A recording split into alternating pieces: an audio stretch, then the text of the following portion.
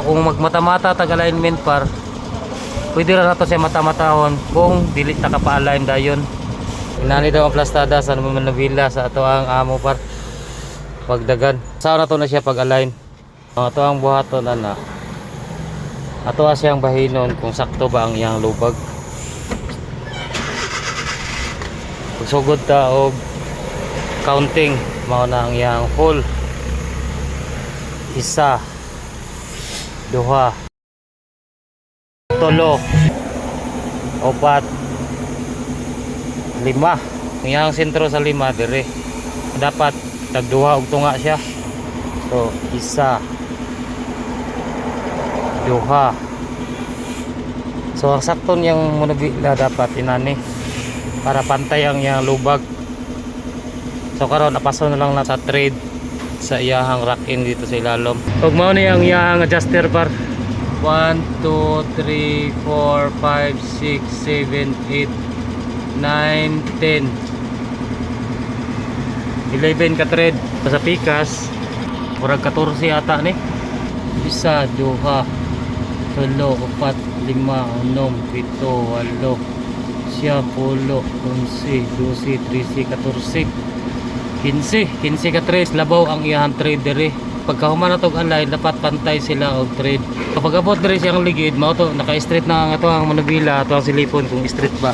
Kani atong basihan par kaning kilid sa ligid o kining kilid niya dapat align sa dito sa outer nga ligid sa likod. Ana so hiwi siya gamay ang diri pagawas. So kailangan nato siya ana kay sobra pud iyang thread. So ang sa pikas atong basihan hiwi gyud ni kaayo. Tuara di gyud makita ang likod par. Tuara ang likod nga ligid. So mao ni siya ni sulod ni siya diri. So kana ato ang adjustment after ana ato ang kanahon ang status sa thread sa iyang rack in. Tara ma-adjust ata.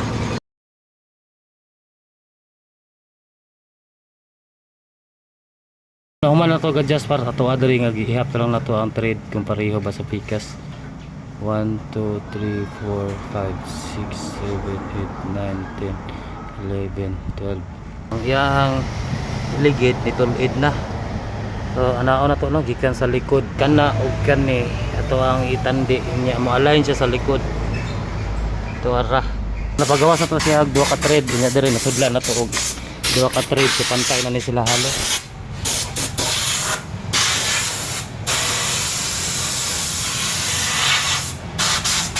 Tuara so pantay na sila.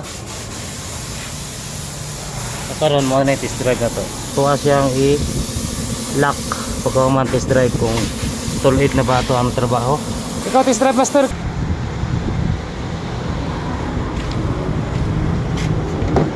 Yeah.